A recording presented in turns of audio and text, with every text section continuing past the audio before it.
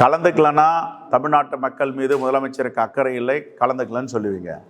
கலந்துட்டா எதுக்காக கலந்துக்கிறாருன்னு கேள்வி கேட்பீங்க. நான் சொல்கிறேன், அவரை கலந்து காத்த முன்னாடி இருந்த சூழல் வேற, இப்போ இருக்கிற சூழல் வேற. இப்போ இருக்கிற சூழல் என்ன? பள்ளி கல்வித்துறைக்கு சமர்ஷா சிக்ஷாவிற்கு கொடுக்க வேண்டிய 2350 கோடி பணத்தை தரவில்லை. இதுக்கு முன்னாடி அது மாதிரி தராமல் நிறுத்தலை, இந்த கல்வியாண்டில் நிறுத்தியிருக்காங்க. அதனால கேட்க வேண்டிய சூழல் ஏற்பட்டிருக்கு, போக வேண்டிய சூழல் ஏற்பட்டிருக்கு. இது மட்டும் கிடையாது, நம்முடைய 100 நாள் வேலை வாய்ப்பு திட்டம், மகாத்மா காந்தி பெயரால் மகாத்மா காந்தி வேலை வாய்ப்பு ஊரக உறுதி திட்டத்திற்கு கொடுக்க வேண்டிய ஆயிரக்கணக்கான கோடியை கொடுக்காம வச்சிருக்காங்க.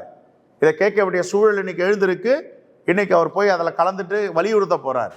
அப்ப தமிழ்நாட்டு நலனை வலியுறுத்த வேண்டும், தமிழ்நாட்டு மக்களுக்காக குரல் கொடுக்க வேண்டும் என்றால் நீங்க போகிறதுலேயே பிரச்சனை இருக்குன்னு கொச்சைப்படுத்துகிறார்கள் என்றால் இவர்கள்லாம் தமிழ்நாட்டு மக்களுக்கு எதிரான அரசியல் கட்சிகளை நடத்துகிறார்கள் என்றதுதான் அர்த்தம். இந்த பார்வையில் தான் மக்கள் பார்ப்பாங்க. ஒரு முதலமைச்சர் தன்னுடைய நாட்டு உரிமைக்காக அங்க வாதாட போகிறார், போராட போகிறார், நிதியை பெற்று வர போகிறார். இதை போய் எப்படி கொச்சைப்படுத்தி சொல்ல முடியும்? போறதே தப்பு அப்படின்னா நீங்க போகாம இருக்கிறது சரின்னு சொல்லுவீங்களா? போகலன்னா போகலன்னு சொல்றீங்க, போனா ஏன் போறீங்கன்னு சொல்றீங்க.